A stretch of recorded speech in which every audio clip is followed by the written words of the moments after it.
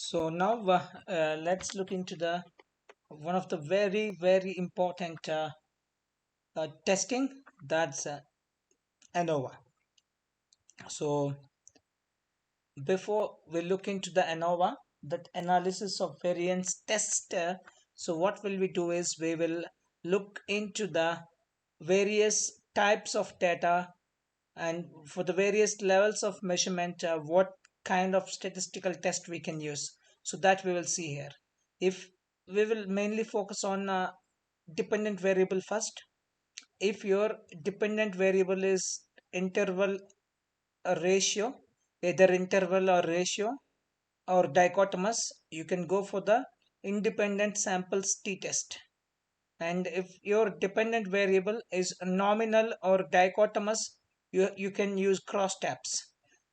If your dependent variable either interval or ratio or dichotomous, and independent variable is nominal or dichotomous, is in any these cases you can use ANOVA. And finally, if your dependent variable is completely numeric, interval or ratio, then you can go for the correlation and regression. So anyway, now we will be looking into the ANOVA, analysis of variance, very important when it comes to the data science as well as statistical analysis. So first, let's look into the basic ANOVA situation. So where we can use it. One, two variables you have. One is one categorical, other one is quantitative.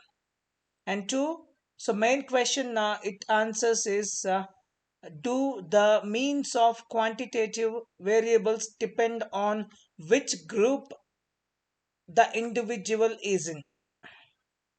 And so if categorical variable has only two values, it's fine. You can do it with the two sample t-test. If it has only, if that categorical variable has only two values, you can do with the two sample t-test. But by no but if it has more than three or more groups, then you have to go for the analysis of variance. So ANOVA, the name itself says analysis of variance. This completely works on analyzing the variance, breaking the variance into two components. What is that, we will see later. So just like because of some excitement I told you, and I'm trying to explain ANOVA now only. Okay, no, but let's go step by step.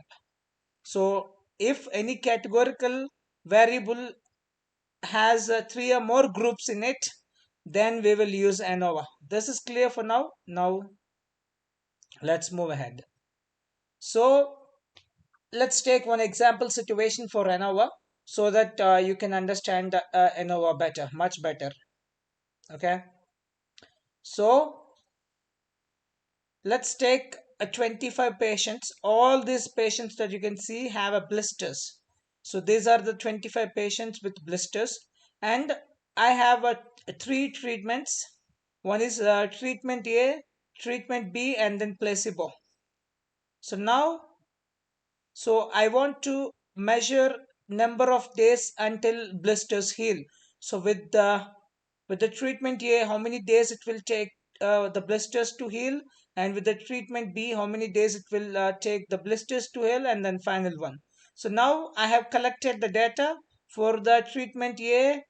For one guy it took 5, then second guy 6 days, 6 days, 7 days, 7 days, 8 days, 9 days, 10 days.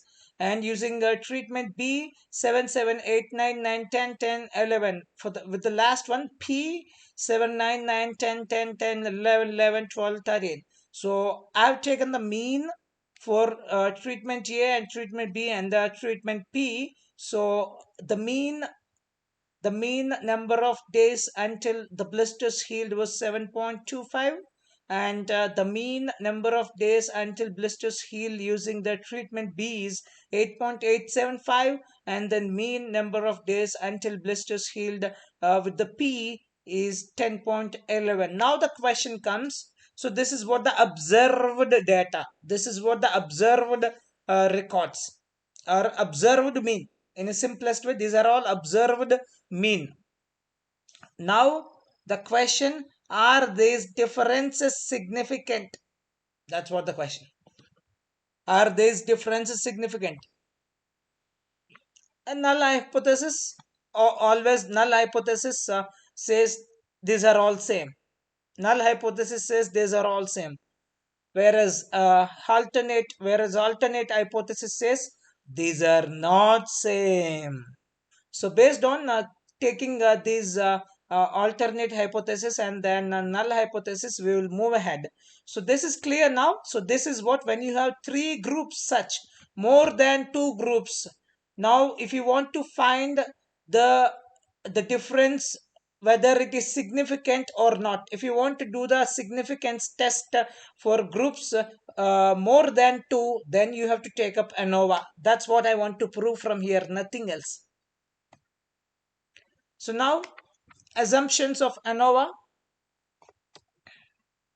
Each group is approximately normal, and check this by looking at the histograms, and our normal quantile plots are used. Some assumptions can handle some non-normality but not severe outliers, and then standard deviations of each group are approximately equal. So rule of thumb: ratio of largest to smallest sample standard deviation must be less than 2:1. If that's matching, so if these assumptions are fitting well, then ANOVA can give you the proper result. So let's look into the notion. Let's look into the notation for ANOVA. So N means number of individuals altogether, and I is equals to number of groups. X bar, capital X bar, is mean of the entire data set. Entire data set. And then group I. Now it's specific to the, these are all specific to the overall data set, whereas these are specific to the groups. Ni means number of individuals in that group only. So Ni. Ni is number of individuals in that group. Xij. So xji, value for individual j in group I. And xi mean, this is a mean for group I. X bar is mean for entire data set. X bar I is mean for group I, and Si is the standard deviation for group I. So now, how ANOVA works. Crux of the matter. Suppose that instead of an A-B test, we had a comparison of multiple groups, say A, B, C, D, each with numeric data. The statistical procedure that tests for a statistically significant difference among groups is called analysis of variance, ANOVA. ANOVA. So let's look into this ANOVA in depth. So ANOVA measures two sources of variation in the data and compare their relative sizes. So ANOVA, or analysis of variance, is a statistical method used to compare the means of two or more groups. It's an hypothesis test that determines whether there is a statistically significant difference between the means of multiple groups or not. That's it. Pretty simple. So now the basic idea of ANOVA is to partition the total variation in a set of data into two components. The one component is variation between groups. The first component is variation between groups, and the second component is variation within groups. That's it. These are the two components. The basic and then fundamental idea of ANOVA is to partition the total variation That's why the name says analysis of variance. So partition the total variation in a set of data into two components. One, the variation between the groups, and the variation within the groups. So if the variation between the groups is much larger than the variation within the groups, then it's likely that the means of the groups are different. But before that, let's see what is the variation between the groups. So variation between the groups means for each data value between, I'm talking about the between group 1, group 2, group 3. So for each data value, look at the difference between its group mean and then overall mean. So this is what now you would get it. So x bar I means mean of the group. If you have three groups, mean of group 1 minus mean of the total data set also, plus mean of group 2 minus no summation of difference summation, sorry, I'll repeat. So variation between groups is calculated as the mean of the total data set is subtracted from the mean of the mean of the individual group, and then result is squared, and then we will do it for the each group and we'll sum it up, and that is called the variation between the groups. That the after summing up, what you get is the variation between the groups.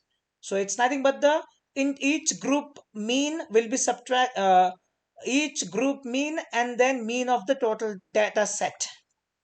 That's variation between groups. So for each data value, look at the difference between its group mean and the overall mean. And variation within groups, it's pretty straightforward. For each data value, we look at the difference between the value and the mean of its group. We know that.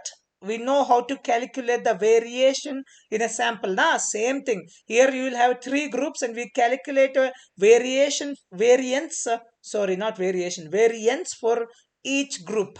And this is the formula. Xij. So, individual number, so Xi, group X1 is group number, J is the number respective to that group. X1 2 means uh, group 1, and then in group 1 the second record. That's what is X1 2. X3 4 means group 3 and the fourth record with respect to that group 3. So here it's pretty straightforward. It's calculating the variance for particular group. So that's it. Once you have the variation or variance, it's calculating the variation between groups is nothing but the variance. So variation between the groups and variation or variance.